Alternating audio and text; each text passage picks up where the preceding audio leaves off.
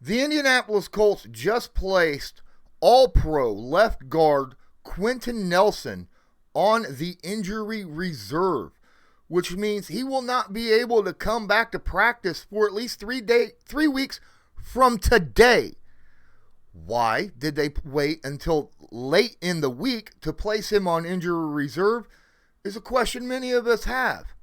Because had they placed him earlier in the week, it would have been easier when he came back to be able to practice to actually play that next game. Now, we have 3 weeks in. It's a good possibility he could miss the next 4 games if this is only a high ankle sprain that they're expecting him to come back from.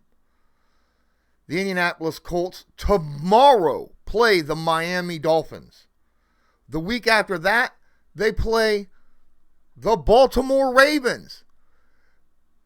Then, and both those games are away. It is in Miami and in Baltimore. Then they come back home and host the divisional rivals Houston Texans on a brief respite, many would believe, considering the very next week, which is most likely he's going to miss again because of the 3-week minimum on injury reserve, when the Indianapolis Colts go to the San Francisco 49ers and face that defense as well. This is a scary proposition for the Indianapolis Colts, considering their left tackle, Eric Fisher, is still on a snap count. Their center has not been playing very well ever since he injured his elbow and hyperextended it early in training camp, and still has not looked right since then. Mark Glowinski, the right guard, is the only player to have played all the games, and it's questionable if he will even play this week. And then, of course, Braden Smith, the right tackle, who has been out since week 1 with a foot injury and is also out this week. The Indianapolis Colts have a ton of injuries across their entire offensive line, and it is one of the main reasons why their offense just hasn't been able to get up and get going. And another reason why possibly Carson Wentz is running around on 2 sprained ankles. How long will this happen? How long will the Indianapolis Colts have to deal with these offensive line injuries? Time will tell. But until the Indianapolis Colts can figure things out and be able to get solid production and get their players available to play healthy, things for the Indianapolis Colts do look bleak offensive-wise for the foreseeable future. This channel is proudly sponsored by the Backroom Collection. They do beautiful sports canvas art with football, basketball, baseball, and other sports themes. Special orders are accepted and autograph pieces are available. Many Indianapolis Colts signed pieces will be available beginning in November. Just use your discount code CL10 to purchase the pieces you want to spice up your living area. That's CL10. Hey guys, please smash that like button, hit subscribe if you're not subscribed, and tag that notification bell so that you're notified next time I go live. Don't forget, you can also share this video to your favorite social media, and please open up that description of the video. In there you find a link to my Patreon, which is only $5 a month. Get all of my content plus Patreon specific content, and of course my merch shop right here. Now, the player replacing Quenton Nelson for these foreseeable weeks is guard Reed, that the Indianapolis Colts have been playing.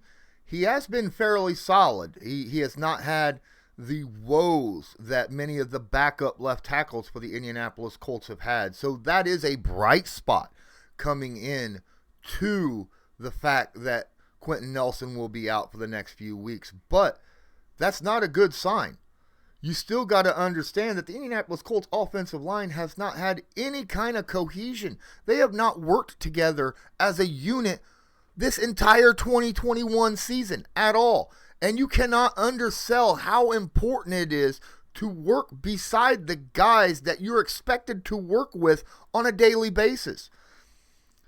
When you Colts offensive starting lineup, Eric Fisher, Quenton Nelson, Ryan Kelly, Mark Glowinski, Braden Smith, have not played, like I said, the entire season and off season as a unit. That messes a ton with how they work with each other, how they know they're going to block, understanding when to hand a block off and move up to the second level, whether or not someone is planning on seeing a blitz come in and pick it up, who's going to be picking up that blitz, whether or not a person is going to be able to pick up a stunt or something of that nature. Cohesion and playing next to each other over a period of time is so important in the NFL on the offensive line. If that can't happen, then I don't really see a lot of hope over the next, 4 weeks. Even though IR is only a 3-week, like I said, they waited until Saturday to place him on IR. Come on. I think we need a little bit of explanation as to why he was waited until then. Was there a re-aggravation of the surgery that he had? From what I'm understanding and what they were telling us, there really wasn't a chance of that. How bad is this high ankle sprain? What about his back injury? Is that playing a part in the reason why they're placing him on IR, to try to get him 100% fully healthy, make sure that his back is good, make sure his ankle is good, make sure his foot is good? That way when he does come back, that he is firing on all cylinders. If that's the case, it's understandable, especially with the way, as I said, Reed has played over the past times that, Quenton Nelson just wasn't able to play. But what about the rest of the offensive line? Right? Mike, why is Ryan Kelly not doing as well? What about Carson Wentz? How is he going to understand, without that cohesion of the offensive line, he doesn't know how each individual player plays next to the other people because he just hasn't had time to see him play.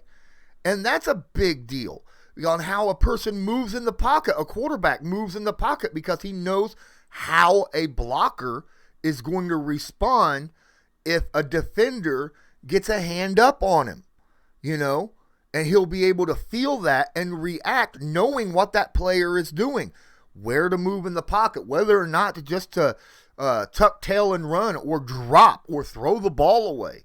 That is very, very important. And the only way to get that, to understand that, for the quarterback to understand that, is to play with them and play with them as a unit at that. So keep an eye over the next few days. Keep an eye, see what Frank Reich says about this move of Quenton Nelson going to IR. Thanks for watching. I'm Lawrence Owen. This is Colts Law. Please don't forget to hit the like button and subscribe over on YouTube. And don't forget to share, because what you do helps me out a ton, and I appreciate it immensely. And until next time, I'm Lawrence Owen. Have a good one.